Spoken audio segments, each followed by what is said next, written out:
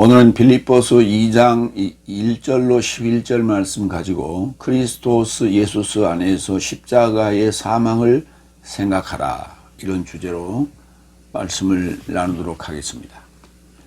첫 번째 대지로 빌립보서 2장 1절로 4절, 사랑으로 각각 다른 삶을 살피라. 사랑이 있으면 싸우지 않습니다. 설령 싸움이 있다 하더라도 쉽게 화해하고 극단적인 상황까지는 가지 않습니다. 그래서 신약 성경에 누차 언급하고 있는 것이 사랑입니다. 궁극적인 것이 사랑입니다. 가장 극렬한 싸움은 형제간의 싸움이에요.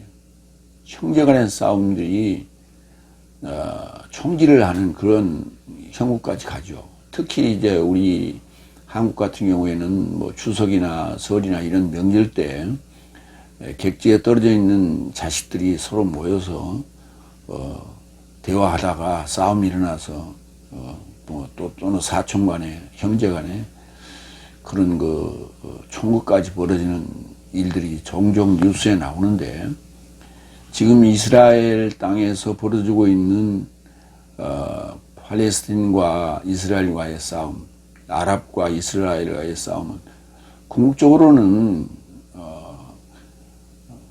이스마엘과 이삭의 그 형제들입니다. 배다른 형제들에서 비롯된 비극이 지금까지 이루어지고 있다. 그것을 하나님께서는 미리 예측하시고 예수 그리스도스를 그 땅에 보내셔서 사랑이라고 하는 새로운 새 언약의 메시지를 전달했는데, 그 복음을 받아들이지 않고 복음을 전하지 않은 결과로 인해서 일어난 그간의 모든 역사가 지금 현재의 결과를까지 왔다.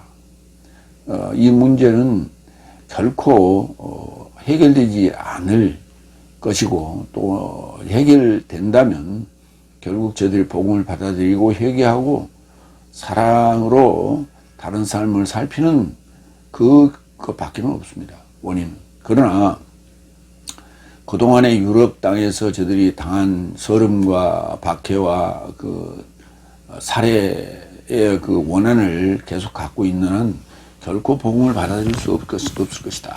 그래서 이 참 영원한 문제고 영원한 문제다. 그래서 결국은 이스라엘 땅에 복음이 들어가야만이 이 문제는 해결될 수 있다라는 결론에 도달하게 됩니다. 첫 번째 1절로 2절 말씀. 그런즉 그리스도스 안에 무슨 위로이든지 무슨 사랑의 격려이든지 무슨 영의 교제이든지 무슨 친정과 자비든지 네 삶이 그를 생각하려고 나의 기쁨을 채우라. 바로 그 사랑을 가져라. 공동정신 삶을 하나로 생각하라. 그렇죠. 공동정신, 공동체 정신이에요. 그러니까 위로든지 사랑의 격려든지 영의 교제든지 심정이나 자비든지 그를 생각하려고 나의 기쁨을 채우라. 그를 생각하면서 나의 기쁨을 채우라. 그가 누구예요? 예수 그리스도스죠. 그런즉, 여기서 그랬는데, 그런즉이라고 하는 것은 앞구절에 대한 종속절로서의 설명입니다. 그런데 대문자로 시작했어요. 근데 이제 2장 1절로 바뀌다 보니까 이제 그렇게 대문자로 시작을 했습니다만은 빌립보서 1장 29절과 30절에 대한 내용을 이해해야만이 그런즉 하고 연결이 되는 것이죠. 빌립보서 1장 29절로 30절. 크리스토스의 초월한 것이 네 삶에게 은혜 베풀게 된 것이기 때문에 그의 이루고자 믿을 뿐 아니라 오히려 그가 초월하여 고난 받음이라. 네 삶이 그로 그 싸움을 가졌으니 네 삶이 내 안에서 알아보았고 이제도 내 안에서 듣는다. 그가 크리스토스예요. 은혜 받은 것이기 때문에 크리스토스의 고난이 나의 고난이고 그의 싸움이 나의 싸움이다 하는 얘기예요. 그런즉 그리스도스 안에 무슨 위로든지 사랑의 격려든지 영의 교제든지 심정과 자비든지 네 삶의 그를 생각하려고 나의 기쁨을 채우라. 그렇게 얘기했어요. 그리스도스 안에 무슨 위로든지 사랑의 격려든지 영의 교제이든지 심정과 자비든지, 여기 A로 시작되는 것은 가정법이 아니에요. 애안으로 시작해야만이 가정법이고, A로 시작하는 건 긍정문에 해당될 때 무엇이든지 무엇이거든 뭐 이런 표현입니다. 그러니까 무슨 위로이거든 또는 사랑이거든 교제이거든 심정과 자비거든 이런 얘기입니다. 이 내용이 좀 이제 풀어봅시다. 고린도후서 1장 4절 하나님에 의해 저 삶이 위로받는 삶의 위로로 인하여 파라클레시스 위로 파라클레토스의 명사형이죠. 그렇죠. 파라클레토스 보혜사 위로자 이런 얘기예요. 동료죠. 그러니까 파라클레시스로 인하여 모든 환난 중에 있는 내 삶을 위로함이 가능함에 이루고자 내 모든 환난에 접해 내 삶을 위로하시는 분이시다. 위로라는 단어가 하나, 둘, 셋, 네 번이나 등장해요. 1장 4절에. 그러니까 환난에 대한 위로예요. 환난에 대한 위로. 당연히 산이 깊으면 높은 데가 있고 높으면 또 내려오는 데가 있고, 그래서 굴곡이 있다는 거예요. 우리 신앙에는 반드시 굴곡이 있어요. 그래서 그 굴곡의 그 골짜기에 내려갔다가는 다시 올라가는 그 위로의 부분이 있다. 그러니까 항상 행복할 수 없고 항상 즐거울 수 없고 항상 고난일 수 없어요. 반드시 고난을 주고 환난을 줄 때는 뭔가 의미가 다음 그 숨은 의도가 있어서 그 다음에 주어질 어떤 위로가 있다 하는 거예요. 고린도전서 14장 3절도 그러나 예언하는 자는 사람에게 세움과 위로와 격려를 말한다. 그렇죠. 사랑의 격려. 사랑이라고 하는 것은 주는 것이고 격려라고 하는 것은 돋구어 주는 것이죠. 힘을 주는 거예요. 파라미띠온이라 해서 파라미띠온 격려, 사랑의 격려. 고린도후서 6장 14절 네 삶은 믿지 않는 삶과 색다른 멍에 매이는 삶이 되지 말라. 왜냐하면 어떻게 의와 불법이 섞이며 어떻게 빛으로 어둠을 향하여 교제냐. 그렇죠. 빛과 어둠이 교제할 수 없죠. 빛과 어둠이 교제할 수 없죠. 그러나 사랑이라면 가능합니다. 그래서 교제, 코이노니아, 서로 사귀는 거예요. 교제. 고린도후서 1장 3절 하나님과 내 삶의 주 예수 그리스도스는 찬양이시요 오이크띠르모스 자비의 아버지시며 모든 위로의 하나님이시다. 그러니까 불교에서 자비 대자 대비하신 부처님 그렇게 얘기하는데 정말 자비는 하나님이에요. 자비. 오이크티르모스 자비의 아버지다. 그러니까 그 자비란 말은 불교에 쓰니까 자비는 기독교 것이 아닌 줄을 아는데 잘못 번역해 놓은 거예요. 번역을 잘못 해 놓은 거예요. 자비예요. 그러니까 불교에 쓰든 뭐가 쓰든 그 고유명사적인 것이 아니면 보통 명사들은 그 원천이 하나님이에요. 원조가 하나님이고 그 이후에 파생된 종교들은 그 당연하게 그 용어를 쓸 수밖에 없죠. 자, 네 삶이 그를 생각하려고 나의 기쁨을 채우라. 네 삶이 그를 생각하려고 1절에 크리스토스죠. 또는 1절 또는 크리스토스, 그걸 생각하려고 프로네오, 나의 기쁨을 채우라, 카라. 로마서 8장 5절 6절. 왜냐하면 육체를 따르고 있는 삶은 육체의 삶을 생각하나 영을 따르는 삶은 영의 삶을 생각한다.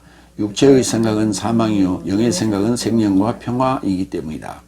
당연히 육체는 사망을 생각하고 영은 생명과 평화를 생각하죠. 당연한 얘기인데요. 미국의 인지언어학자 조지 레이코프라는 교수가 쓴 책이 있는데 그 책 제목이 이런 거예요. 코끼리는 생각하지 마. 그렇게 됐어요. 코끼리는 생각하지 마라고 얘기를 했어요. 그러니까 자꾸 코끼리가 생각나는 거예요. 하지 마라 그러면 더 생각나는 거예요. 그 안철수 씨가 이런 얘기 했죠. 그 토론에 나와서 내가 이명박 아바타입니까? 그랬어요. 자기는 이명박 아바타가 아니라는 얘기죠. 그래서 그렇게 질문으로 대받아쳤는데 안철수 하면 딱 떠오르는 게 뭐냐면 이명박 아바타예요.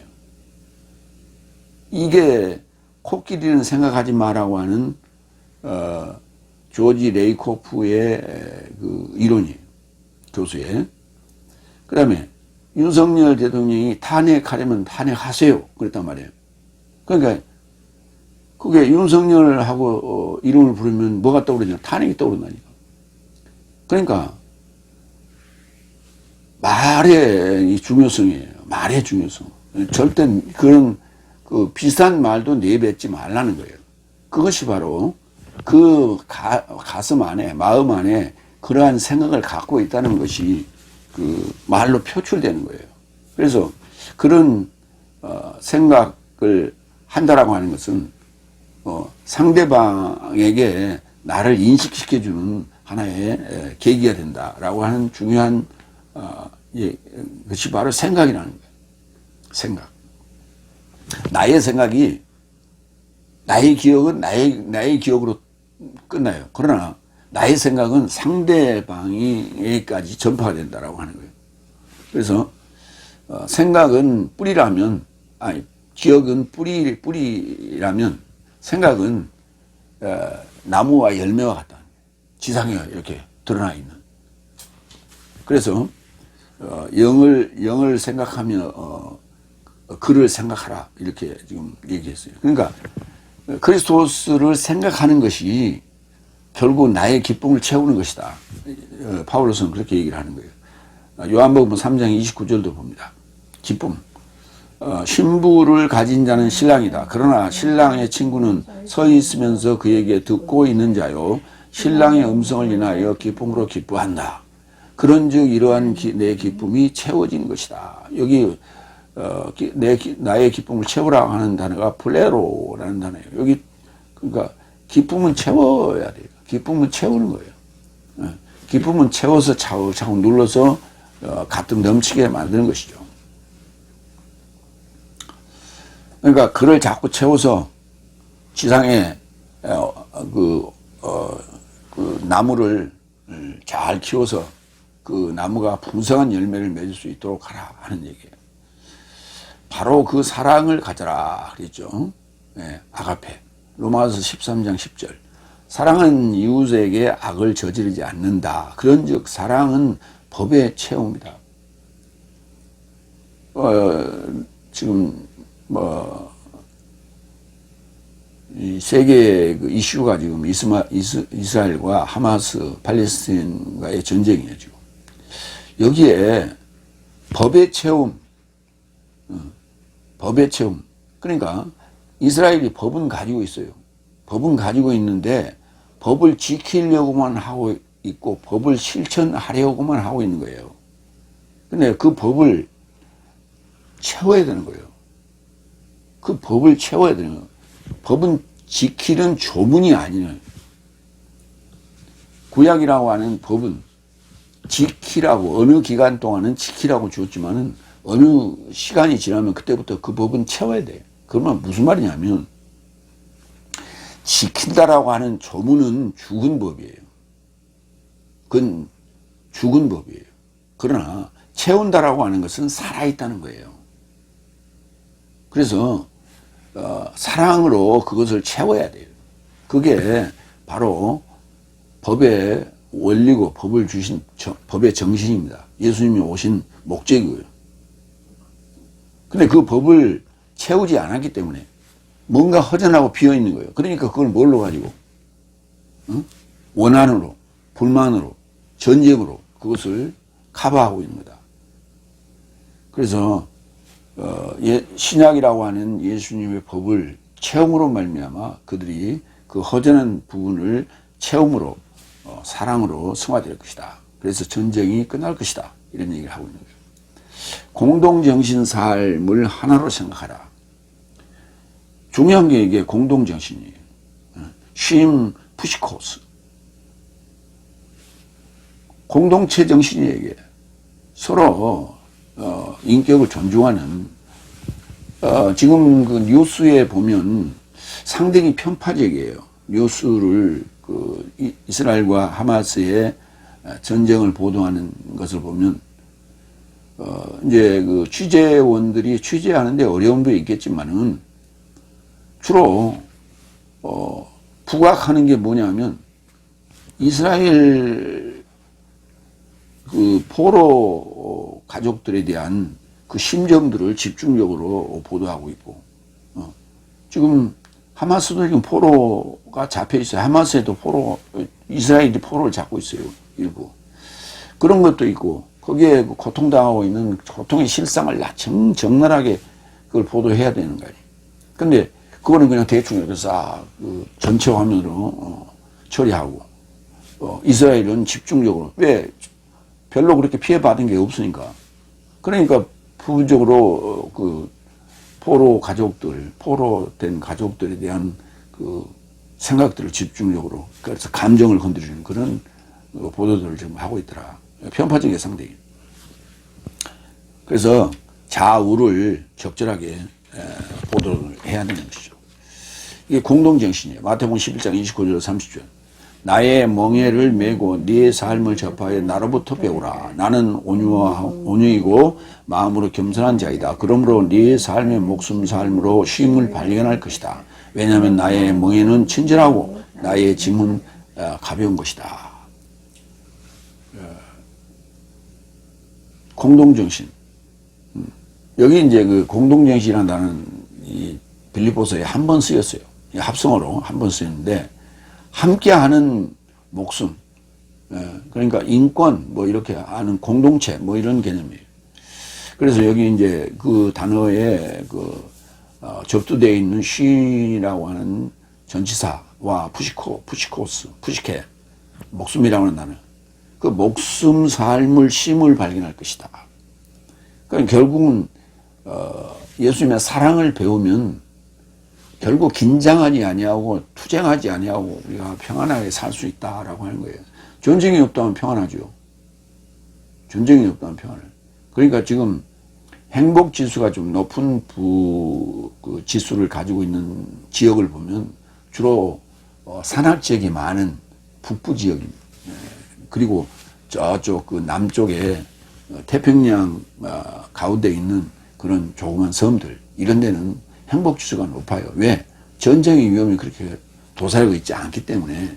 그래서 그들이 훨씬 더 행복 지수가 높아요.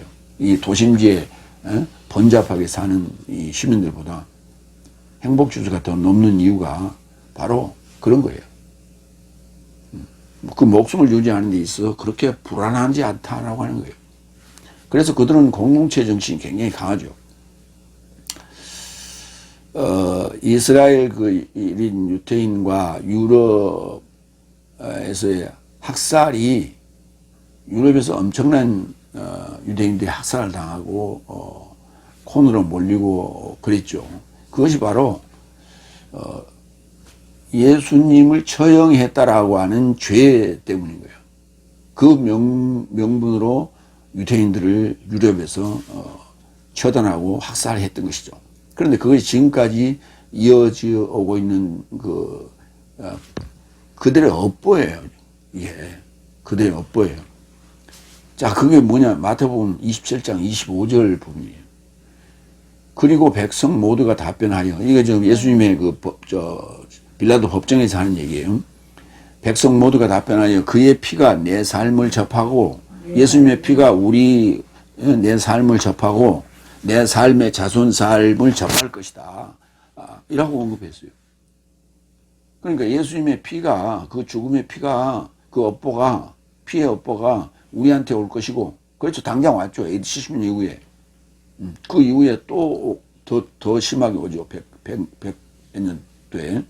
그런가 하면, 유럽에서 그들의 후손들이 살면서 결국은, 저들은 취업을 할 수 없게끔 유럽 시민들이 그렇게 학대를 했기 때문에, 그러면서 이 고리대금업, 이런 은행업, 이런 돈을 취급하는 그런 업종은 천박하게 여겼단 말이에요. 그러니까 그런 부분을 유대인들이 집중적으로 파고들었던 거예요. 먹고 살라니까.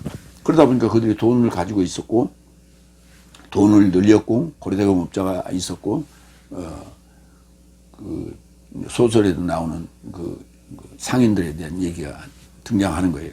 그래서 이제 오늘날까지 금융권을 휘어잡게 된 것이고, 그리고 예수님 그 빌라도 법정에서 한 말이 결국은 그들의 업보가 돼서 지금까지 고난을 당하고 있는 거 아니에요.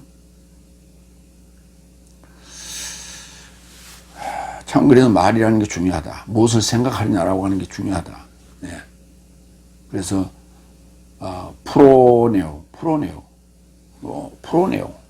풀어내는 게요. 생각이 풀어내는 거예요. 두 번째, 3절과 4절. 아무도 이기주의나 허영을 따르지 말고 오로지 겸양으로 서로 삶을 자기보다 탁월하게 지도하여 각각 자신의 삶을 살피지 말고 오히려 각각 다른 삶도 살피라. 예, 이게 사랑이에요. 다른 삶을 살피라. 아무도 이기주의나 헤리에떼이아 허영이나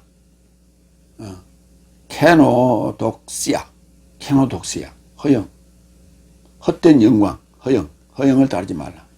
헛된 영광. 지금 정치계에서 주로 이런 허영 때문에 빚어지는 권력 다툼, 이런 게 많이 생기고, 또한 이기주의. 지금 여당에서 지금 추진하고 있는 김포시가 서울시로 편입시키겠다, 뭐 이런 얘기. 이거 이기주의에 관한 거예요. 한번 생각을 해봅시다. 수도권 위성도시라는 데가 그렇게 인구가 밀집되기 시작하는 원인이 뭡니까? 도심지의 재개발 때문에 거기에서 밀려난 사람들이 수도권 지역으로 가게 된 거예요. 거기 집을 사서 가든지 아니면 그쪽으로 전세나 월세를 왜냐하면 자기의 생활 거점이 서울이기 때문에 더 멀리 갈 수가 없어요. 그러니까 서울 근교에 있는 구리나 부천이나 김포나 하남이나 이런 데로, 고양이나 이런 데로 가서 거기서 살면서 서울로 출퇴근을 하게 되는 것이죠.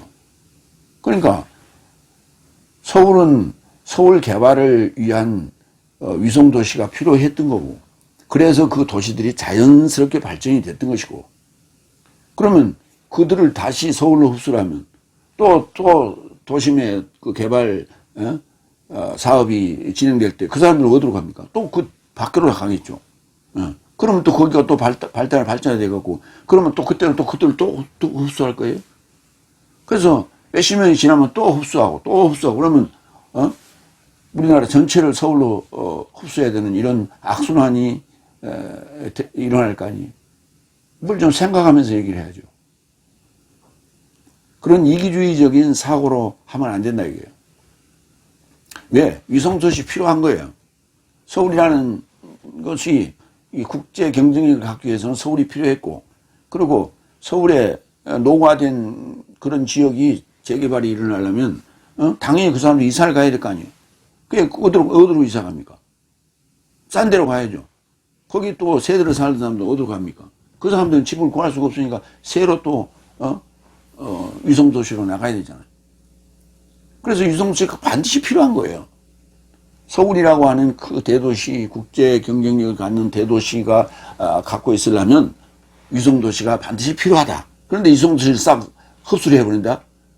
그런 생각은 정말 버려야 된다. 그게 바로 이기주의. 야고보서 3장 14절.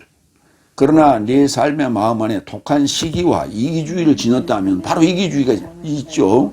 내리 자랑하지 말고 진리에 역행하는 거짓말하지 말자.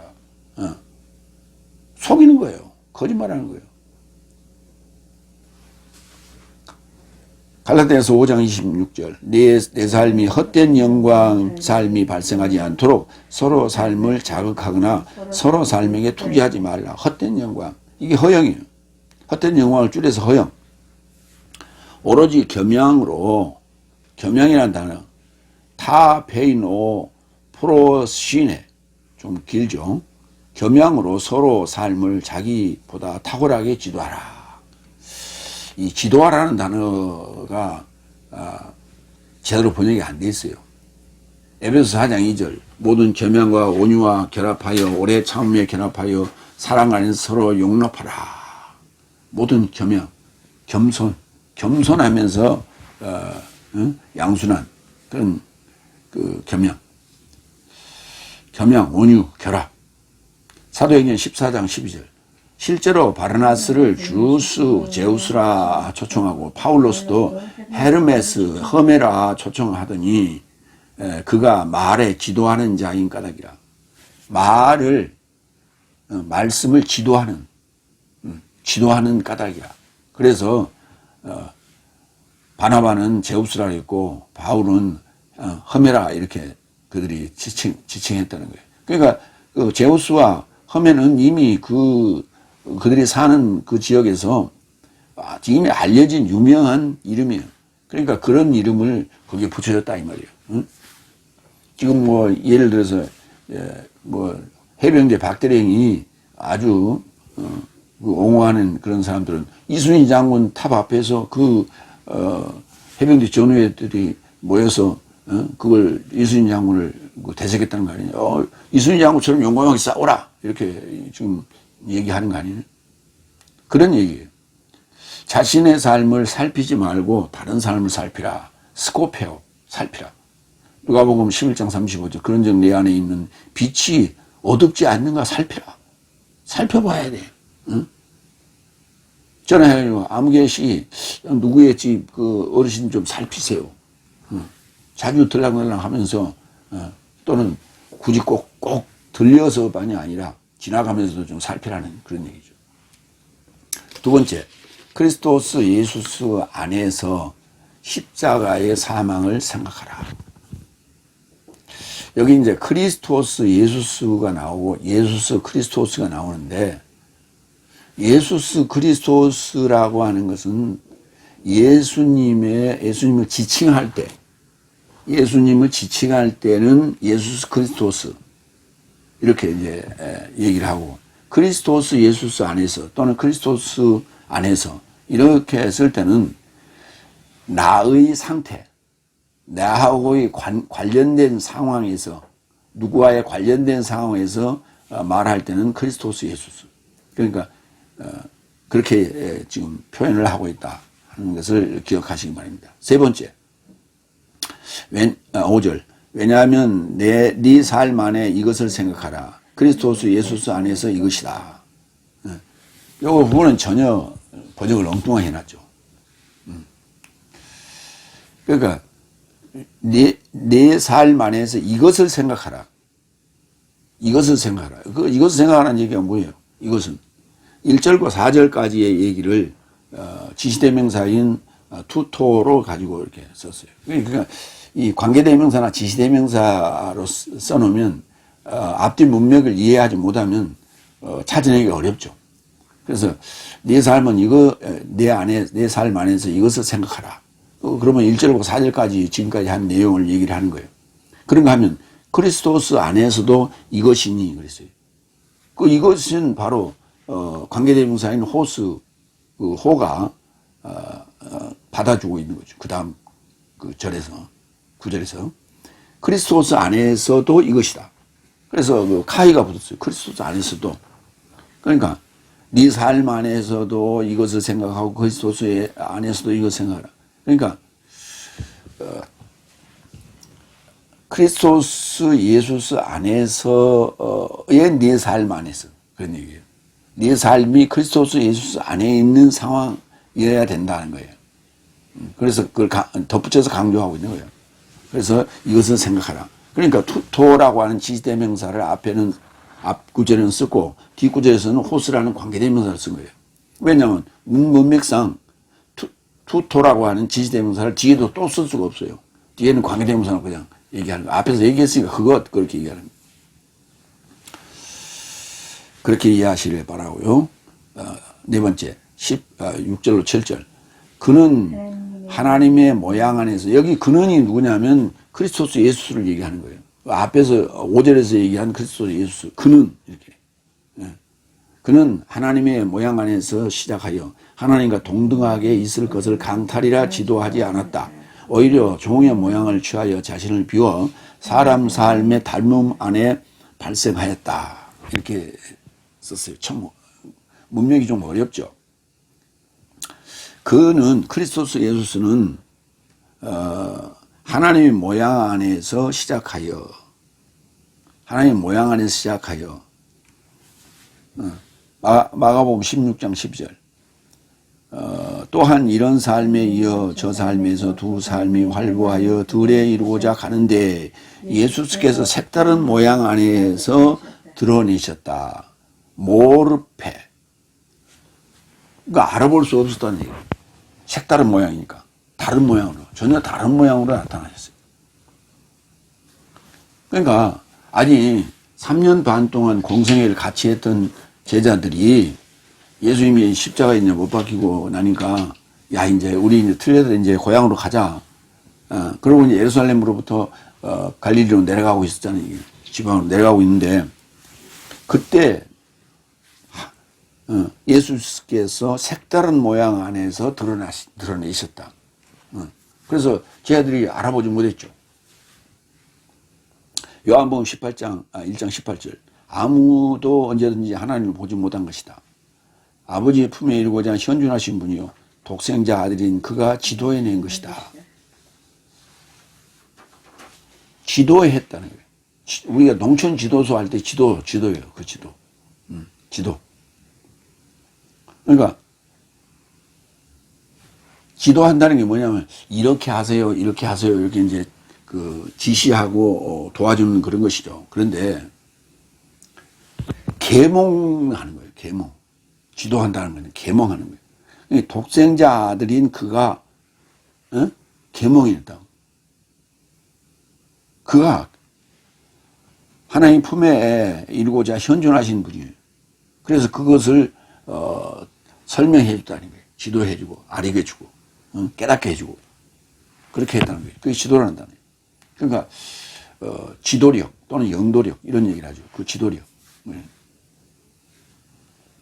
하나님과 동등하게 있을 것인데, 그러니까 하나님하고 동등하게 있을 것인데 있다라고 하는 에이미 동사의 그 부정사 썼어요. 있을 것, 있음인데 하나님과 일치하다 또는 동등하다. 시소스. 하나님과 동등하다 또는 하나님과 일치하는데 강탈이라 지도하지 않았다고. 나는 사람의 모양으로 오고 십자가에 죽기까지 이런 그 상황에 몰리게 된 게 강탈당한 게 아니다. 하나님을 강탈당한 게 아니다. 그렇게 강탈이라고 그렇게 얘기를 하지 않았다는 얘기예요. 하르파 그 모스. 마태복음 20장 12절. 말하되 최후 삶인 이 삶은 한 시점을 행하였으나 날의 짐과 더위를 감당한 내 삶과 저 삶을 동등하게 행하였습니다. 이제 포도원에 들어와서 일하던 사람들이 얘기해요. 날의 짐과 더위를 감당한 내 삶과 저 삶을 동등하게 행하였습니다. 같이 취급했다는 얘기죠. 그러니까 서로 이 포도원에 들어온 시점이 다른데 어떻게 한 대나무씩 주면 동등하게 일을 5시간 일하는 사람도 3시간 일하는 사람도 10시간 일하는 사람도 똑같이 주냐 이런 얘기죠. 마태복음 7장 15절. 그래서 거짓 예언자 삶으로부터 주의하라. 저 삶은 양 삶의 오다 삶 안에서 네 삶을 향해 오지만 저 삶은 안에는 저 삶 안에는 약탈하는 또는 강탈하는 이 삶이다. 이게 하팍스. 이 마찬가지 강탈하는 하르파그모스도 이게 딱 한 번 쓰였어요. 그래서 이 동의어인 하르팍스 부분을 인용했습니다. 그 다음에 오히려 종의 모양을 취하여 자신을 비웠다. 종의 모양을 취하면서 자신을 비웠다. 그러니까 종의 모양을 취하면서 자신을 비운 것이 하나님과 일치하고 하나님과 동등한데 그것을 나는 강탈당한 것이라고 얘기하지 않았다는 거예요. 그렇게 지도하지 않았다는 거예요. 비운다. 캐노. 로마서 4장 14절. 왜냐하면 법에서 나온 삶이 상속자 삶이거든. 믿음은 헛된 것이요. 연통은 폐기된 것이다. 법에서 나온 삶이 상속자 삶이라면 삶이거든. 믿음은 빈 거예요. 빈 쭉정이고 연통은 폐지된 거다. 그렇게 지금 반박을 했죠. 그러니까 상속자 삶은 법에서 나온 게 아니라는 거예요. 연통에서 나온 것이고 믿음에서 나온 것이다. 이렇게 얘기를 하거든요. 그럼 우리가 뭘 믿어야 되느냐. 우리가 뭘 믿어야 되느냐. 우리 상속자라고 하는 건 구원자를 얘기하는데 그 구원자인 상속자가 갖는 게 믿음이고 약속이 아니에요. 약속이라고 하면 법이죠. 그러니까 이스라엘과 약속한 게 언약이라면 법은 성문화된 거예요. 그러면 역사를 얘기하고 있단 말이에요. 역사가 아니라니까. 법에서 나온 것이 상속자라면 역사를 얘기하는데 상속자는 믿음의 상속자이고 연통의 상속자여야 돼요. 그러면 마태복음 1장 1절 이하에 나오는 족보가 역사 아니냐? 역사 아니에요. 그거. 역사성을 갖고 있어요. 일부. 절반은 역사성을 갖고 있고 절반은 아니에요. 전반부는 역사적인 요소가 있지만 포로기에 등장하는 이름들은 역사가 전혀 안 맞아요. 그렇게 만들어 놓은 거예요. 헷갈리게 만들어 놓은 거예요. 그러니까 이렇게 보면 역사가 가고 이렇게 보면 아니고 이렇게 만들어 놨어요. 성경을 잘 봐야 되는 거예요. 그렇기 때문에 바울서신의 이 주석서인 바울서신을 잘 읽어봐야 된다는 거예요. 바울서신이 그만큼 중요한 거예요. 여기 지금 로마서 4장 14절 바울서신인데 굉장히 중요한 얘기를 해놨다. 그래서 사람 삶의 닮은 꼴로 오시게 되었다는 거예요. 그거를 사람 삶의 닮음 안에 발생하였다. 이렇게 표현했어요. 기노마이. 참 어렵게 써놨죠. 5번째 8절. 사람 같은 모습으로 발견되었으며 오히려 사망까지 복종하게 되어 자신을 낮췄으니 그래서 십자가의 사망이다. 자신을 낮췄어요. 그러니까 십자가 사건은 자신을 낮춘 거예요.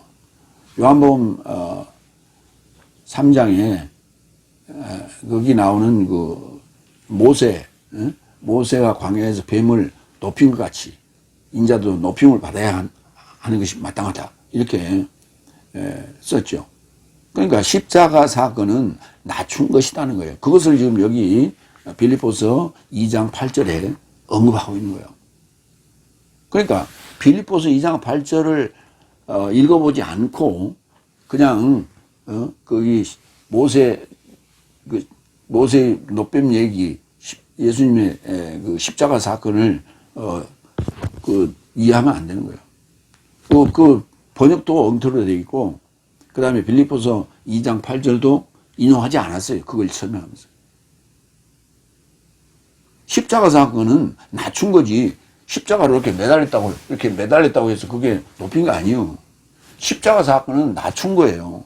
십자가 사건이 어떻게 높인 얘기예요. 그거는 바로 가시적인 것을 가지고 얘기한 것이고, 거기에 휘소스라고 하는 그 높인다는 단어는 든다는 얘기가 아니에요. 높인다는 얘기예요. 주 앞에서 낮추라 그러면 주께서 너희를 높이시라 할 때 그건 너희를 이렇게 영광스럽게 한다는 얘기예요. 그 십자가에 매달리는 게 무슨 영광이에요?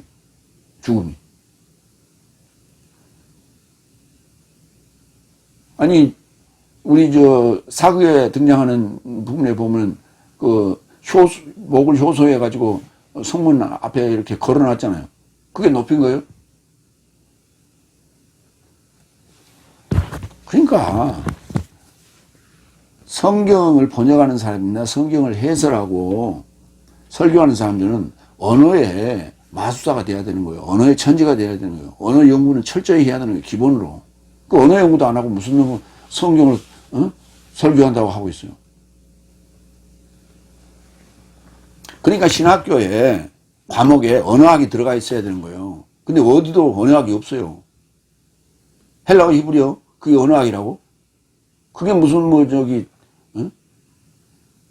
패스냐 아니냐 이런 식으로 하고 있는데 그 학점도 제대로 주지도 않고 패스 이런 식으로 해놓고 그래갖고는 제대로 시험 봐서 과락 나오면 그냥 뭐 써서 내라 그래갖고 구제해주고 이런 식으로 신학을 하는데 그게 완전히 유선자들이지.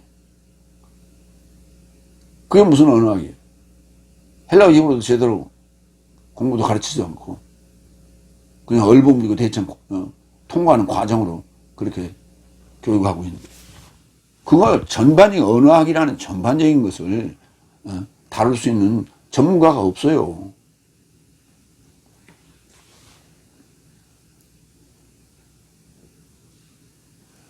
사람 같은 모습으로 스케마 모습으로 발견되었다.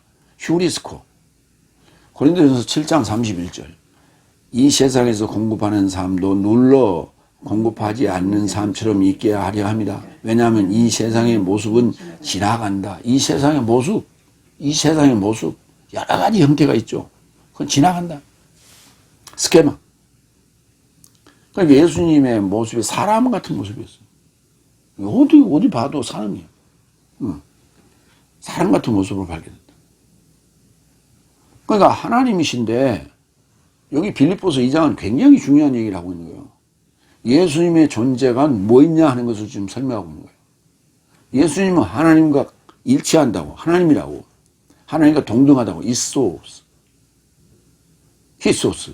그런데 그것을 예수님이 십자가에 매달리기까지 이렇게 돌아가셨는데 그것이 강탈당한 게 아니에요. 약탈당한 게 아니라니까. 하나님의 계획 속에 있는 거예요. 당연히. 그래서 오실 때도 사람의 모양, 사람의 모습으로 오셨다니까. 이게 분명히 이렇게 빌립보서에서 언급하고 있는 거예요. 빌립보서가 굉장히 중요한 단서를 지금 제공하고 있다는 거예요.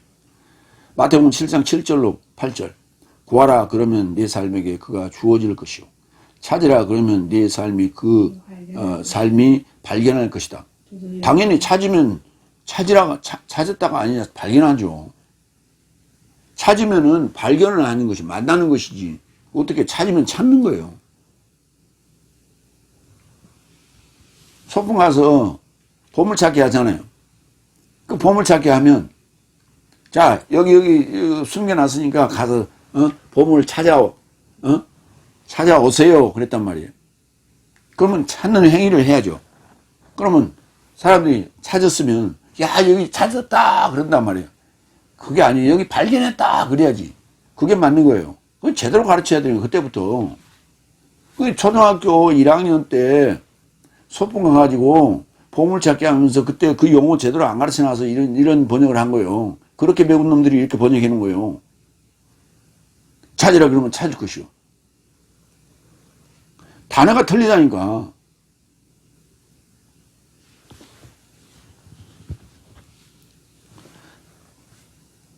구하다는 단어는 아이테오고, 찾으라는 단어는 제테오고, 발견하는 단어는 휴리스코예요. 단어가 틀려. 근데 뭐 어떻게 똑같이 찾으라는 단어와 발견했다는 단어를 찾았다라고 번역을 합니까? 두드리라 그러면 내 삶에 그가 열릴 것이다. 왜냐하면 구하는 자는 모두 취하고 있고, 찾는 자는 발견하고 있고, 두드리는 자에게 그가 열릴 것이다. 전혀 그렇게 다르잖아요. 이렇게 사람 같은 모습으로 휴리스코 발견되었다. 사망까지 복종하게 되어 자신을 낮췄으니, 굉장히 중요한 얘기예요. 사망까지 복종했어요. 왜 예수님이 하나님이시면서 사람의 모습으로 왔으며 아들이라는 말을 쓰고 있냐? 그러면 아버지와 아들, 그러면 둘이 아니냐? 이렇게 얘기를 하는데, 아들이라는 표현은 우리 때문에 쓴 거예요. 우리가 아들이어야만이 아버지라고 부를 수 있죠. 그러면 아들의 조건이 뭐냐? 우리가 어둠이 되니 이제는 그리스도 예수 안에서 우리가 빛이 된단 말이에요. 그래서 아들이 되는데, 상속자가 되려면 아들이 되는데, 그렇게 되기 위해서는 아들로 오셔서 나와 결합이 돼야 내가 아들의 조건이 되는 거예요. 그래서 아들이라는 말을 쓰는 거예요. 그냥 그건 생각 안 하고, 하나님은 아버지고 예수님은 아들이니까, 둘이네. 그러니까 성경이 그래서 어려운 거예요. 쉬운 게 아니에요. 그래서 근시안적인 사고를 하면 성경은 열리지 않아요. 넓게 봐야 돼. 타나토스, 사망까지 복종하게 되어 자신을 낮췄다. 타페이노 했어요. 타페이노. 요한복음 18장 32절. 이는 예수께서 죽음을, 사망, 타나스코로 죽음을 의도하여 어떤 사망으로 지시하여 언급하셨던 말씀이 채워지게 하려 합니다. 죽음을 의도하여 어떤 사망으로, 타나토스로 지시하여 언급하였던 말씀이 채워지게 하려 합니다. 그래서 예수님께서 그 죽음을 향하여, 그 사망을 향하여 예루살렘으로 상경하셨던 거예요. 마태복음 23장 12절. 누군가 자신을 높이면 낮아지게 될 것이요, 누군가 자신을 낮추면 높아지게 될 것이다. 여기 분명히, 여기 높이라는 단어가 낮아진다는 단어 서로 상받는 얘기예요. 여기 낮아진다는 단어가 타페이노, 높인다는 단어가 뭡니까? 히프소스. 높인다는 단어예요. 든다는 단어가 아니에요. 이걸 든 거지. 들었다라는 얘기는 무슨 말이에요? 놓으면 떨어진다는 얘기예요. 근데 높였다는 얘기는 거기서 놔두면 떨어진 게 아니죠. 낮은 상태에서 끌어올리거나 밀어줬다는 얘기죠. 그게 높인다는 얘기고, 든다는 얘기는 뭐예요? 밑에 있는 걸 어디로 옮기기 위해서 들은 거예요. 이렇게.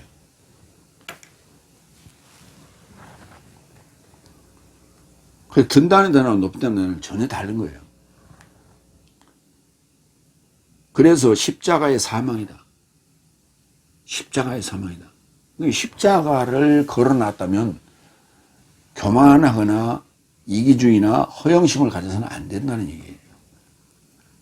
그래서 그래서 상징이, 기독교의 상징인 거예요.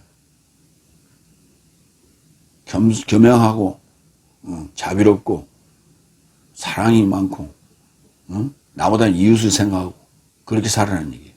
스타우로스. 이 십자가가 스타우로스예요.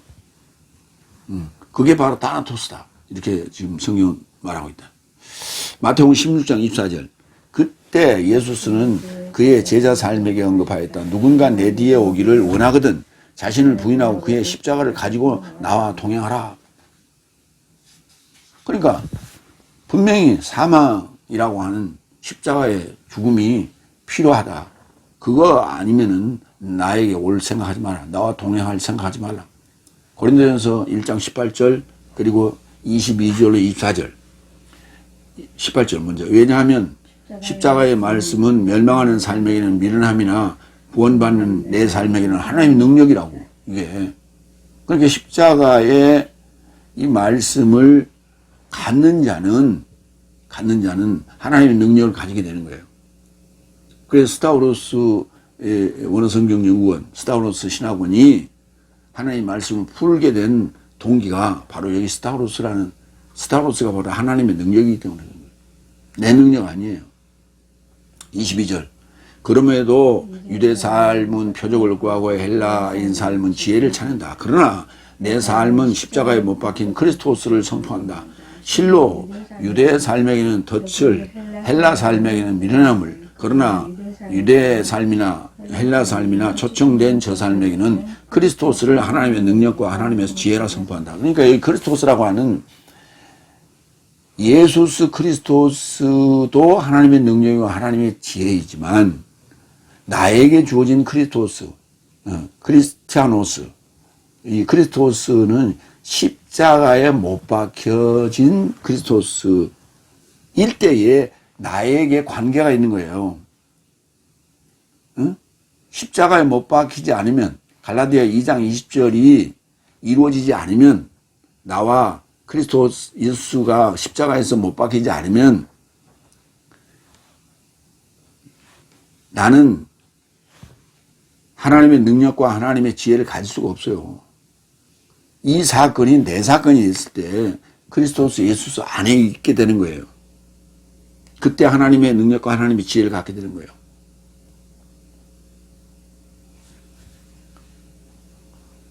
그래서 사우로스가 고린도전서 1장 18절을 말씀을 기초로 해서 기반으로 해서 세워졌다 하는 말씀을 또다시 한번 드립니다. 세 번째 마지막 빌립보서 2장 9절로 11절 모든 무릎이 예수의 이름 안에 꿇게 하려고. 여섯 번째 9절 그로 인해 하나님도 그를 지극히 높이셨고 모든 이름을 초월하여 그에게 이름을 은혜 베푸셨다. 여기 그로 인해 디오 디아호스 그로 인해 그걸 줄여서 디오 그렇게 나옵니다. 그로 인해 하나님도 그를 아우톤을 지극히 높이셨고 누구예요? 예수 그리스도스를 지극히 높이셨고 지극히 높인다는 단어가 슈페리푸소 히페리푸소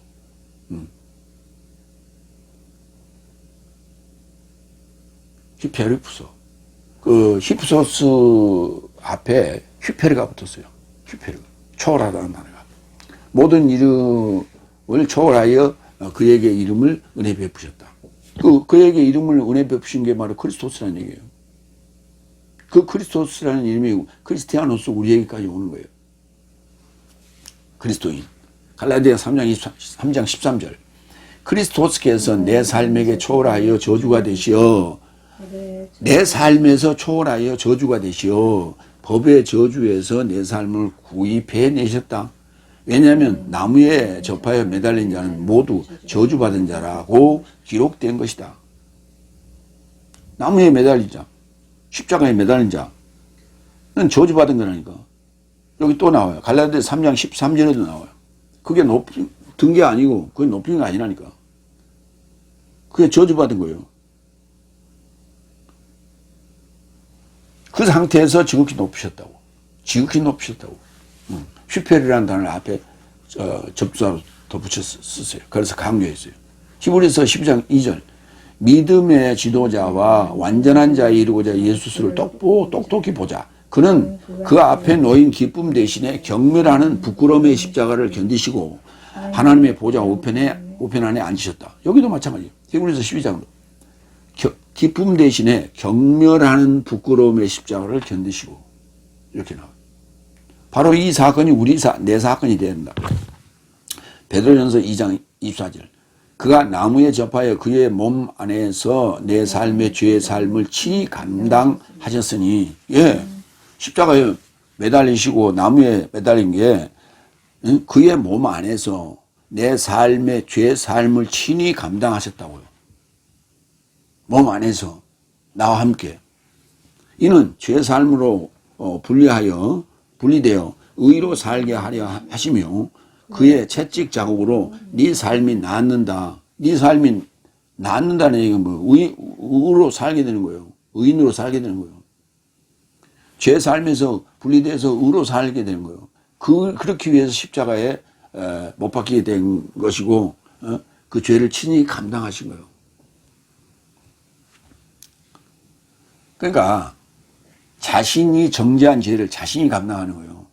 하나님이 정죄하신 죄를 하나님이 친히 감당하신 거예요. 하나님이 주신 법으로 정죄를 했잖아요. 그리고 하나님이 만드신 그 뱀으로 죄를 짓게 됐잖아요. 하나님이 친히 만드신 아담과 하와가 죄를 짓게 됐잖아요. 그 전부 하나님의 작품이라니까. 죄를 짓게 하신 것도 하나님의 작품이고, 죄도 하나님의 작품이고, 죄를 지은 자도 하나님의 작품이에요. 그리고 그 죄를 친히 감당하시는 것도 하나님이 하셨나니까. 원인을 제공했기 때문에. 그렇게 된 거예요. 결자해지. 십자가는 결자해지. 그 이후에 행복 시작. 이렇게 된 거예요. 사도행전 5장 30절로 31절.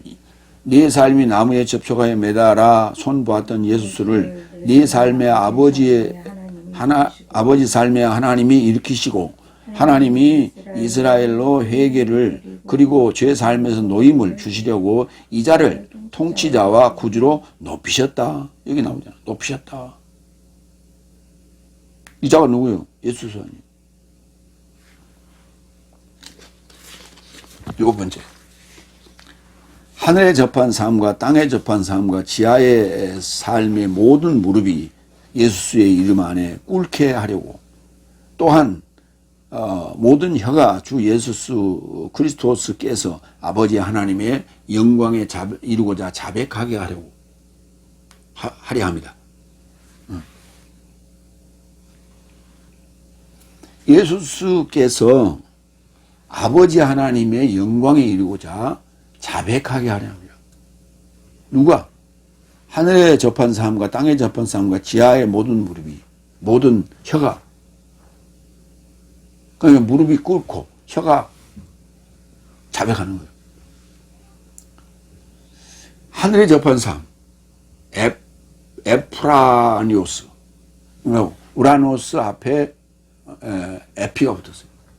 땅에 접한 삶, 에피게이오스, 게라는 단어 앞에 에피가 붙었어요. 지하에 카타, 크토니오스, 이 단어는 딱 여기 한 번 쓰였어요. 고린도전서 15장 48절 49절. 이런 먼지 삶도 먼지와 같고 이런 하늘에 접한 삶도 하늘에 접한 자와 같다. 내 삶이 먼지의 형상을 지닌 것 같이 하늘에 접한 형상도 지닐 것이다. 그 먼지에 접한 먼지의 형상이 뭐요? 땅에 접한 삶이죠. 고린도전서 15장 40절. 하늘에 접한 몸삶도 땅에 접한 몸삶도 오로지 하늘에 접한 삶의 영광이 전혀 다르고 땅에 접한 삶의 영광이 전혀 다르다. 영광이 전혀 다르다. 그러니까 땅에 접한 몸의 영광에서 하늘에 접한 몸의 영광으로 바뀌는데 그게 전혀 달라. 전혀 달라. 근데 모습은, 모양은 똑같아요. 모습이나 모양은 외형이 달라진 건 하나도 없어요. 뭐가 달라요? 속이 달라요. 말하는 게 달라요. 생각하는 게 달라요. 지하라는 단어가 크토니오스라는 단어인데, 크토니오스는 지하의라는 뜻이고, 그 다음에 크톤이라는 단어는 지구라는 뜻이에요. 그러니까 크톤에서 크토니오스가 오죠. 형용사가 만들어지는데, 크톤과 또는 크토니오스로 여기서 카타 크토니오스로 써 있으니까, 그러니까 지구라는 단어에서 만들어낸 지아라는 크토니오스 형용사와 그 다음에 카타 크토니오스가 된 거예요. 카타와 크토니오스가 합쳐진 거니까 그러니까 지구의 아래 이런 얘기예요. 근데 지하의 아래, 그러니까 지구의 아래가 맞죠. 그러니까 지구의 아래니까 지하죠. 그래서 이거 지하가 된 건데, 이 단어는 이 크토니오스나 크톤이라는 단어는 지금 신약성경에 쓰이지 않았어요. 쓰이지 않고, 이 단어는 원래 그러니까 쓰이지 않는, 성경에 쓰이지 않는 단어에 있어요. 그 단어집에. 그 사전에는 있는데, 성경에는 합성어로 쓰인 것만 한 번 나온다고요.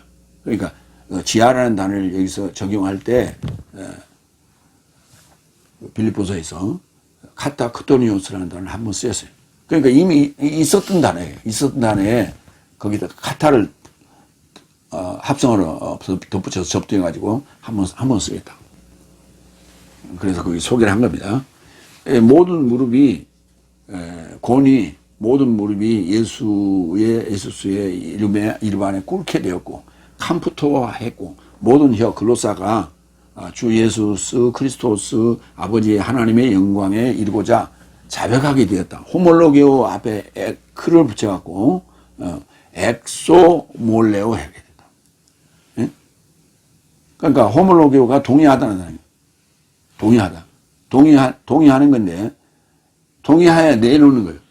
동의하여 그렇습니다. 이렇게 그렇습니다. 그러니까 예수스 그리스도스가 주 하나님 아버지의 영광입니다 라는 고백까지 듣게끔 하기 위한 것이라는 거예요. 그러니까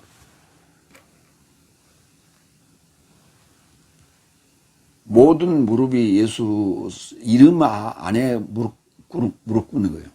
예수의 이름 앞에 무릎 꿇는 거예요. 그리고 모든 혀가 주 예수스 크리스토스 께서 주 예수 크리스토스는 아버지의 하나님의 영광입니다 라고 하는 이 고백까지 듣기 위한 거예요. 이 자백까지 듣기 위한 거예요.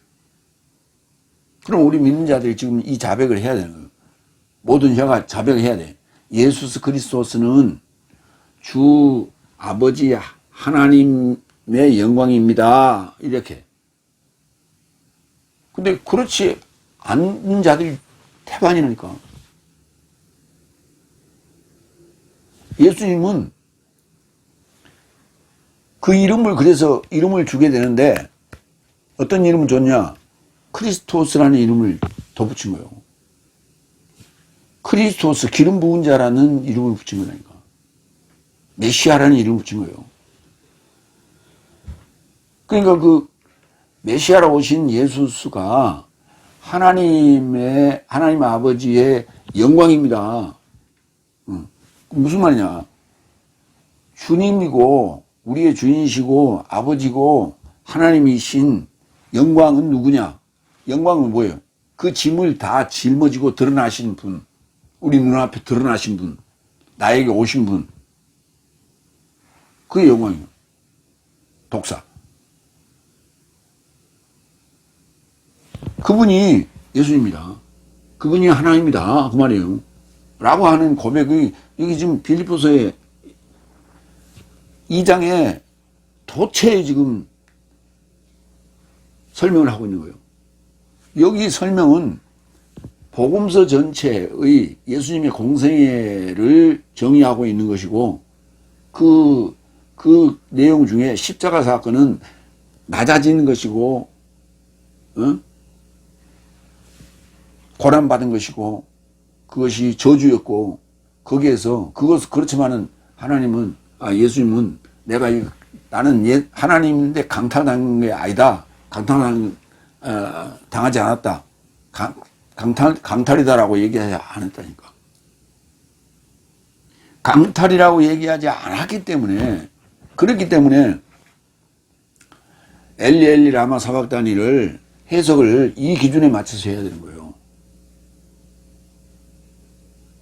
하나님의 아들이니까 아버지를 원망하면서 어찌하여 나를 버리셨나이까 이렇게 이거는 완전히 원망하는 거 아니에요.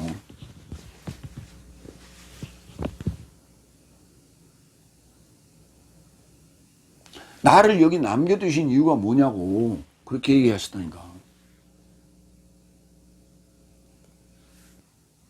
근데 나를 버리셨나니까 그렇게 그러면 모순이잖아. 모순이 생기는 거야. 모순.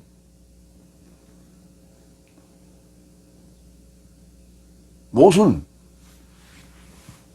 어? 시장에서 두 사람이 있어. 하나는 창을 파는 사람이고 하나는 방편을 파는 사람이야. 이 방편은 어떤 칼이라도 뚫을 수가 없습니다. 이렇게 말하는데 이 창은 어떤 방편이라도 뚫을 수 있습니다. 이렇게 얘기하는 거예요. 그걸 모순이라고 하는 거예요. 둘이 딱 갖다 놓고 어디가 맞는 거예요? 서로가 맞다고 지금 주장하고 있잖아요. 그게 모순이라는 거예요.